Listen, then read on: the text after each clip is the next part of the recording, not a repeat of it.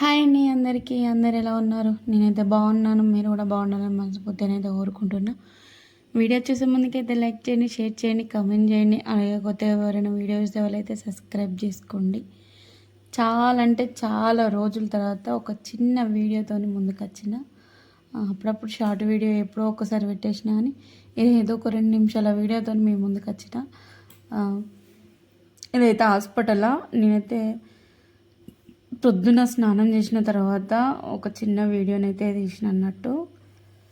ఖాళీగా ఉందని చెప్పేసి మా అమ్మ పడుకుంది, అందుకని చెప్పేసి నాకు టైం కుదిరింది అప్పుడు తీసిన తర్వాత ఇట్లా ఇడ్లీలు అయితే అమ్మొచ్చినాయి. అందుకే పొద్దున్నే కదా టిఫిన్కి నేను బయటికి ఏమి వెళ్ళలేదు, అందులోకి అన్నీ వస్తాయి, చాయ్ టిఫిన్ ఇట్లా.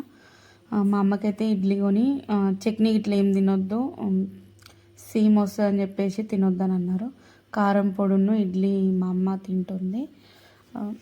ఇట్లా అంటే చాలా రోజుల తర్వాత అంటే హాస్పిటల్ ఉంటే ఎట్లుంటుంది, టైమే అసలు దొరకట్లేదు. ఈ రిపోర్టు ఆ రిపోర్ట్ అనుకుంటా తిరగడమే సరిపోతుంది అసలు.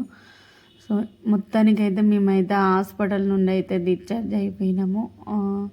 ఇదైతే 2 రోజులు తీసిన వీడియో. మా అమ్మ చూడండి ఎట్లా అయిందో. మా అమ్మ కాలు గుంజుతుందని ఏడుస్తుంది. చాలా అంటే చాలా రోజుల తర్వాత బెడ్ దిగింది కదా. సో ఇది మా అమ్మనైతే వీడియో. చాలా అంటే చెప్పుకోలేదు, అన్ని కష్టాలు ఉన్నాయి. మా అమ్మ ఎప్పుడు కోలుకుంటుందో తెలియదు. ఇంకెంత